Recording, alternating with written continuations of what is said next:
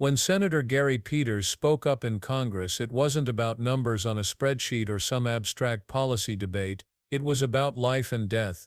Imagine living in a small rural town where storms can strike in the dead of night. Your only warning comes from the National Weather Service, but what if the office that's supposed to protect you doesn't even have enough staff to stay open around the clock?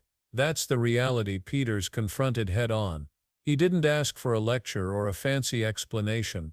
He asked a simple human question: will you keep this office running so families don't get blindsided by disaster? Yes or no? But instead of giving a straight answer, the response was a dismissive shrug wrapped in technical jargon about outdated computers and green screens. In here today. Nice to see you. I know you've talked about this issue a fair amount today, but it's important to me, and I want to bring it up as well. The National Weather Service forecasting offices are absolutely critical to public safety, and I know my colleagues have raised this issue, but I think it's important for me to restate so you just know how important it is for all of us here.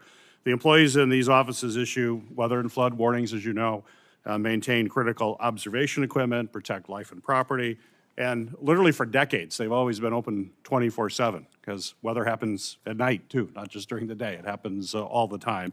However, we have a self-inflicted staffing shortage on the part of your department that has left us with too few employees to ensure round-the-clock operation in a number of locations around the country already. And has also left other offices, such as the one up in Michigan's Upper Peninsula in Marquette, spread so thin that they're concerned that they will not be able to provide the 24/7 coverage. So this is a major concern for us, particularly in a very rural part of the state. And while I was happy to see Monday's announcement that the National Weather Service has been granted an exemption to President Trump's hiring freeze, you never should have allowed things to get to that point in my mind, but I'm happy that that's happening. Certainly it's people's lives we're taking. So I'm going to ask you just a yes or no question. So this will be really short, and then we can get on to another issue. Will you commit to me that the forecasting office in Marquette, Michigan will not cease its round-the-clock operation? Yes or no would be great. You don't understand it yet because no one's explained it to you. These are hard drive computers, literally, that no one has seen in 25 years with green screens in these offices.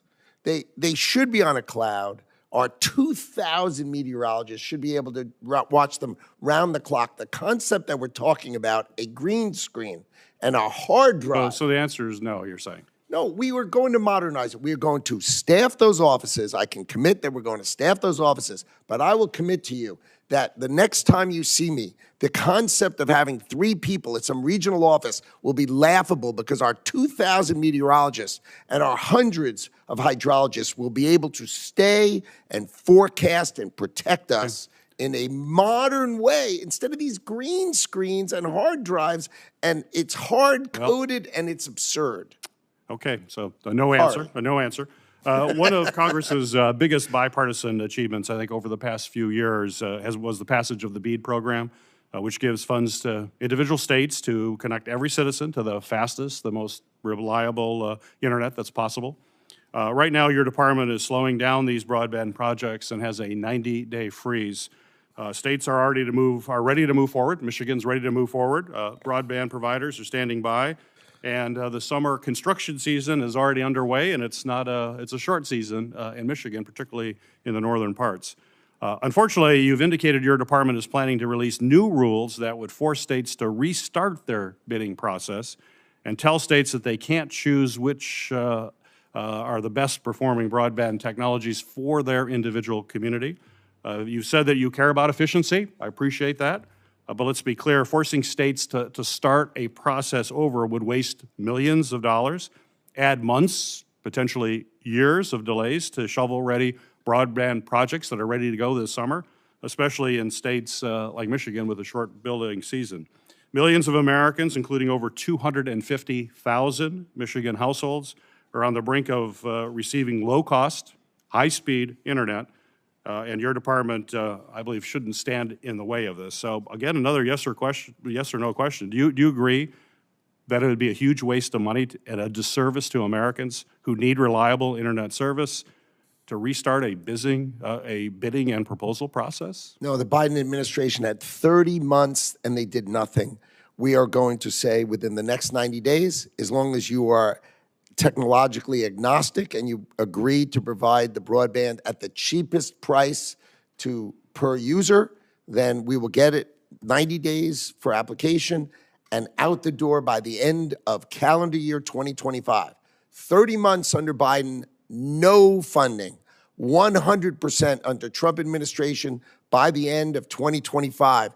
That's impressive, and you should at least agree if we get it all out by the end of 2025, that'd be super. Well, we'd like to have a faster than a 90-day process. The states have been working on this for some time. The state of Michigan is there. It is technology neutral, so that is something that you've talked about. Well, then it should be easy for them. And it should be easy. Right. And if they're technologically neutral, it'll go like that. Well, can I work with you to get that done for Michigan? Sounds great. I'm happy to do that for you. Great, thank you. That's super. It was the kind of answer that reveals something deeper, the dangerous gap between Washington officials obsessed with modernization and the communities who just need protection right now. Peters pushed because he knows the stakes. This isn't about theory, this is about survival. For decades, America's safety has depended on one quiet but vital promise that the National Weather Service will always be there.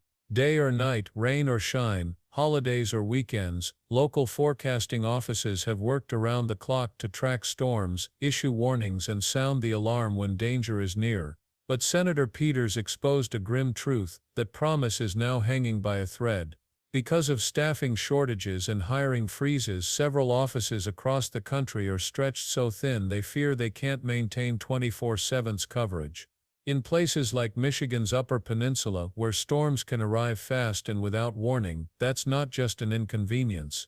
It's a direct threat to families who rely on those alerts to survive tornadoes, floods, and blizzards. Peters' concern was simple and urgent: what happens to people if the office can't keep the lights on through the night?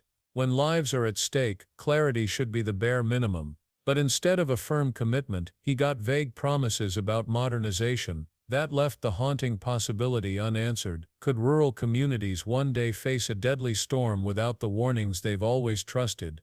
And as troubling as that was, the storm brewing over broadband would be just as explosive. When Peters asked a direct question, will the Marquette Weather Office keep its doors open 24/7, he expected a direct answer. Instead, what came back was something entirely different. Howard Lutnick didn't say yes, he didn't say no, he sidestepped, diving into a speech about outdated technology, green screen monitors, and hard drives that belonged in a museum. To him, the issue wasn't about people missing life-saving warnings, it was about modernization. He painted a picture of a future where thousands of meteorologists could log in from anywhere, connected to a sleek cloud system. In his view, the idea of 3 staffers sitting in a rural office would someday seem laughable. But Peters wasn't asking about the future, he was asking about right now. Families in Michigan can't wait for futuristic solutions while storms tear across the state today. They need real people, in real offices, watching the skies when danger comes in the middle of the night. That disconnect between a senator pleading for urgent safety and a leader offering buzzwords made one thing clear: the gap between Washington's vision and rural America's reality is wider than anyone wants to admit, and broadband would expose that divide even further. If weather warnings are about survival in the moment, broadband is about survival in the modern world. In Michigan's Upper Peninsula and across rural America, reliable internet isn't a luxury, it's the backbone of daily life. Kids need it to attend school, workers need it to stay competitive, families need it for telehealth visits, and entire communities depend on it for emergency communication. That's why Congress passed the BED program, funneling billions of dollars into states to make sure every household can connect. But Peters sounded the alarm: those shovel-ready projects are being stalled. Instead of letting states move forward with construction during the short summer season, new rules are forcing delays and even threatening to restart bidding processes from scratch. For states like Michigan, where the building window is narrow, every week counts. Families are waiting, school years are beginning, businesses are falling behind, and the clock is ticking. Peters warned that forcing communities to hit pause now could waste millions of dollars and push them years further away from the internet service they desperately need. The message was clear: broadband isn't just about streaming movies, it's about equal opportunity, public safety, and whether rural families get left in the digital dark. When Peters pressed harder on broadband, the exchange quickly turned into a clash over priorities. On one side, Peters argued that states like Michigan were ready to break ground, contractors were lined up, and communities were waiting. On the other side, Lutnick insisted that delays were necessary to guarantee efficiency and fairness. He framed the pause as a way to ensure technological neutrality and the lowest possible costs per user. But to Peters, that explanation fell flat. Michigan wasn't asking for special treatment or shortcuts, it had already done the work to meet the requirements. What the state needed was permission to move forward before the short construction season slipped away. Every lost month meant families would wait longer for access to school, healthcare, and emergency services. The tension grew sharper when Peters pointed out the hidden cost of efficiency. Restarting the bidding process might sound good in a hearing room, but on the ground it would waste millions of taxpayer dollars and set back shovel-ready projects that could begin tomorrow. It wasn't just a disagreement over rules, it was a debate over time, and whether leaders in Washington understood how delays on paper translate into real suffering for families in rural America. What made this entire exchange stand out wasn't just the substance of the debate, it was the tone. When Peters raised concerns, he wasn't talking theory, he was talking about families in rural Michigan who depend on storm warnings to survive the night, and students who can't do their homework without internet access. His questions were clear, grounded, and urgent, but the responses he received carried a dismissive edge, as if modernization plans on a spreadsheet outweighed the real-world consequences people face every single day. That's the disconnect. In Washington, it's easy to talk about efficiency, technology neutrality, and long-term modernization, but in places far from the capital, what matters is whether the weather alert comes through before the tornado hits, or whether a child can log on to a classroom without driving miles to find a Wi-Fi signal. When leaders brush off these immediate concerns with "you don't understand yet," it reveals more than a policy gap, it reveals a lack of empathy. It's the sense that rural families, farmers, small towns, and working-class communities are expected to wait for promises while their daily struggles are sidelined. And that disconnect leads to a bigger question: what kind of leadership do people really deserve? The hearing made one truth impossible to ignore: modernization and efficiency are important, but they cannot replace accountability in the present. Families in Michigan, and across rural America, are not asking for miracles. They're asking for the basics: to know when a storm is coming, and to have the internet access that connects them to the rest of the world. These aren't luxuries, they're lifelines. Senator Peters pressed for yes or no answers because communities can't afford to live in the gray area. A missed weather alert isn't just an inconvenience, it can be the difference between life and death. A stalled broadband rollout isn't just about streaming or online shopping, it's about children falling behind in school, patients missing telehealth appointments, and businesses unable to compete. What this exchange revealed is the widening gap between leaders who talk in timelines and buzzwords, and the people who live with the consequences of every delay. That gap won't close on its own. It takes pressure, accountability, and a demand for urgency. So here's the challenge: don't settle for sound bites. Expect real answers, real commitments, and real action, because lives and futures are on the line, and waiting is no longer an option. If you want leaders to act now, not someday, share this video, stay engaged, and make your voice heard.